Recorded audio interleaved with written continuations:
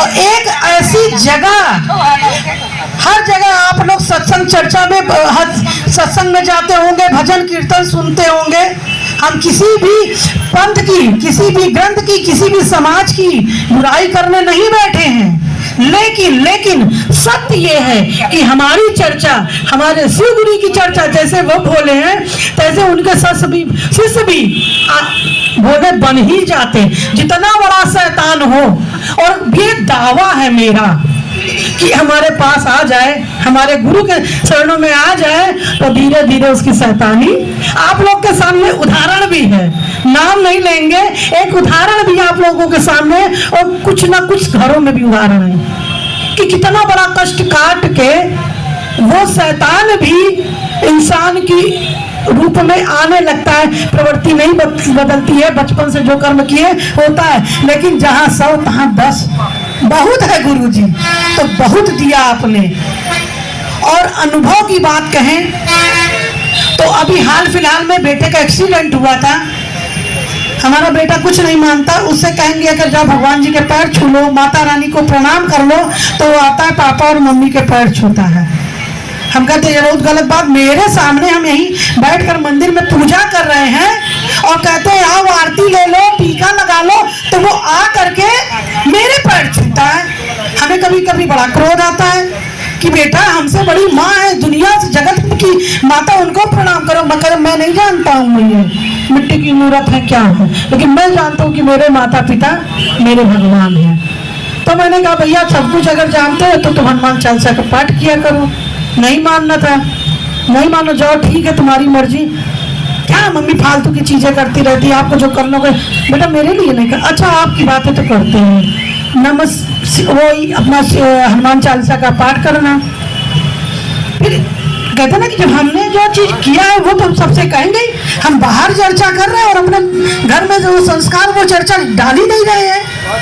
हमने कहा भैया तुम क्या चाहता है, मम्मी करती थोड़ा सा कर नहीं सकते, बस 5 बार गुरु से दया मांगने में तुम्हारा क्या चला जाता है। स्कूल जाते हो, पाँव लागी गुरु जी, फोन करोगे मामी जी प्रणाम, मौसी जी प्रणाम, 3 महिलाएं मेरे साथ खड़ी हुई हैं, उनको तुमको लग रहा है सिंसियर बड़ा अच्छा, मम्मी दीदी दीदी करके बात करती, प्रणाम कर लेते हो, तो क्या दया 5 बार मांगने में तुम्हें दिक्कत हो रही है? लड़ाई समझ के कर लिया करो।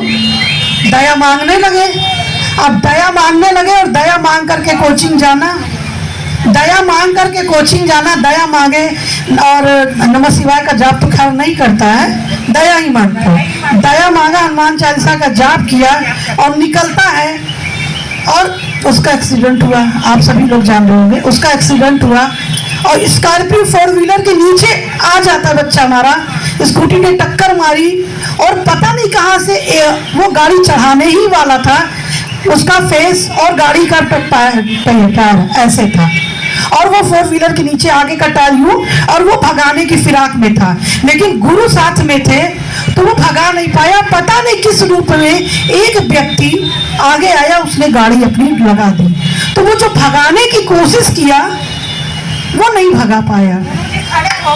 गुरु जी कहते ना कि अब हो सकता है यहाँ पे बैठे इन बहनों में, इन भाइयों में किसी में गुरु जी आ जाए।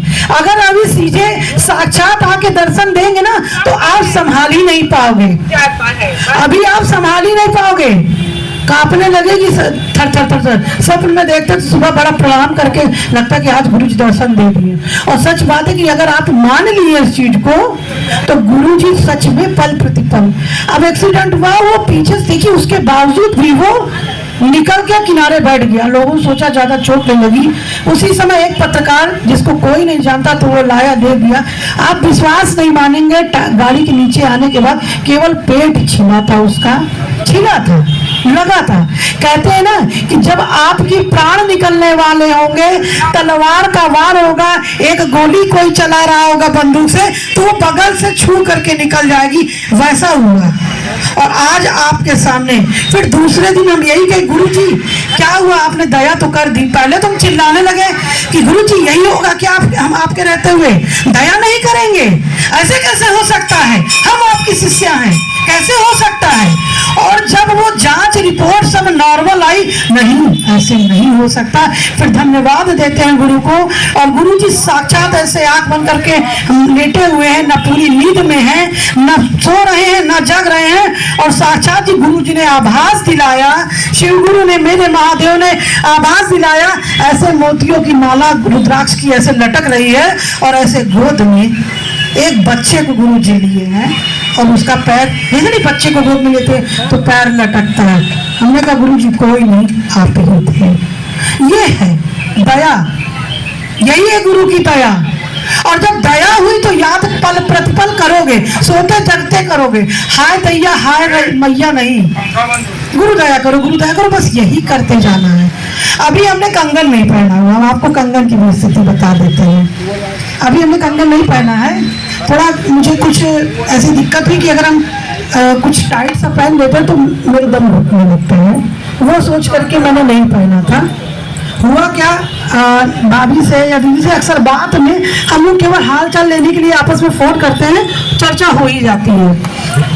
ऐसे ही दया मांग चर्चा हो ही जाती है, मतलब कोई भी बात शुरुआत होती है, और भाभी क्या हो रहा है, और दीदी क्या हो रहा है, तो वो चर्चा पूरी चर्चा आधे एक घंटे चर्चा हो जाती है।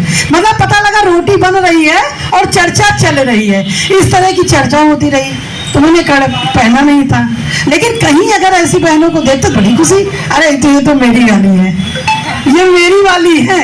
अच्छा, मैं एक दिन दया मांगते मांगते हम सो गए, फिर हम देख रहे हैं कि हम बड़े परेशान हैं, और सच में कुछ ना कुछ इस समय परेशानियां, आर्थिक मानसिक परेशानियां चल रही हैं।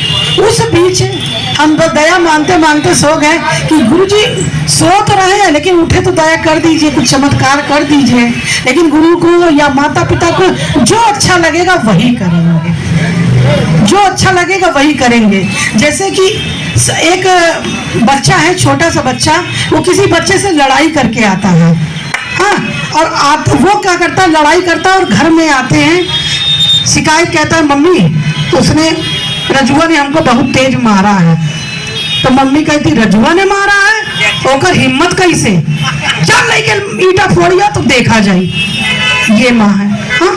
लेकिन एक माँ अगर संस्कार करके आई है, वो बच्चा वहां माँ कर, अगर वो माँ कहती बेटा तुम परेशान मत हो, मैं जाके बात करती हूँ, मैं जाके समझा देती हूँ, उनकी मम्मी को भी समझा दूंगी, तो वो जाएंगी कहेंगी अरे दीदी, अरे बच्चे आपस में लड़ाई करते, थोड़ा सा डांट दीजिएगा, समझा दीजिएगा, समझा दीजिएगा। वो अपनी माँ पे, माँ ने कह दिया मार तो मार दिया, क्योंकि उस समय माँ उसकी गुरु है, वो गुरु के कहने पे चल रहा है। तो जब गुरु की प्रवृत्ति ऐसी होगी तो जाहिर सी बात है शिष्य कैसा होगा। तो हम यही दया मांगते रहते हैं, सोचते रहते हैं, सो गए। फिर चारों तरफ से, इस समय चारों तरफ से परेशानियां आ रही हैं, कह रही लो हम घना अंधेरा लेकर के आ रहे, देखते तुम क्या करते हो। लेकिन इन साल 2 सालों में मेरे साथ ऐसी ऐसी चीजें हुई कि विश्वास, कभी कभी मन टूटता है, इंसान है ना, मन टूटता है। फिर नहीं ऐसा तो किए थे, ऐसा चमत्कार किए थे। हमें याद है मेरा मकान बन रहा था, मसाला बना हुआ था, तो हमारे लिए वो बहुत कठिन चीज थी कि हाँ मसाला बना हुआ है और कहीं नुकसान ना हो जाए। दीवार उठ चुकी, प्लास्टर हो चुका है, और काले घने बादल आ रहे हैं, जी घबरा रहा है, अब क्या करें। वहां बैठे बैठे बस गुरु से दया मांगते हुए और नमः शिवाय का जाप करते हुए, एक कहते मंद बुद्धि बालक की तरह हम आंखों से एक घेरा बनाते हैं। करते क्या, घेरा किस चीज का, केवल अपने मकान का इर्द गिर्द का घेरा, कि हे गुरु इतना दूर तो दया कर ही दीजिए। आप विश्वास नहीं मानेंगे, उसी दिन यहाँ हटिया पर एक छत गिरती है, बारिश की वजह से 5 लोग की डेथ हुई थी, और उस दिन हमारे यहाँ 3 से 5 मिनट की बारिश हुई थी। तो फिर उस चीज को याद करते हमने कहा नहीं, जो अंधेरा अभी है ये रोशनी में बदलेगा और छटेगा अंधेरा। और सोचते सोचते जब हम सो गए तो सुनिए मेन बात, रात में स्वप्न में एक साधु संत महात्मा,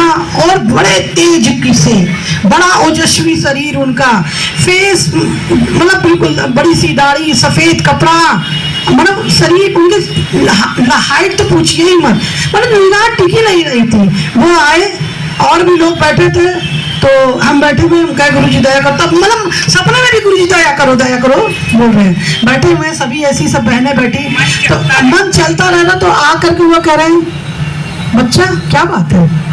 कुछ नहीं महाराज जी, हम बहुत परेशान चले, बड़ा दिमाग इस समय डिस्टर्ब चल रहा, हम करें क्या? तो वो करते क्या है, मेरे सर पे हाथ रखते हैं, कहे तुम जिस गुरु से जुड़ी हो दया मांगती हो मांगो ना। और उन्हें सर पे हाथ रखा, आप विश्वास नहीं करेंगे, मेरा बायां हाथ पकड़ करके उन्होंने मेरे हाथ में रुद्राक्ष की एक माला बांध दी है।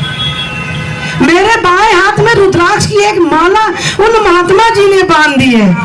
जब होश आया तो हमने कहा वो महात्मा जी नहीं थे, वो महादेव ही थे, हमारे गुरु थे। तो गुरु इस तरह वो दिखा रहे कि नहीं पहनो कुछ नहीं होगा।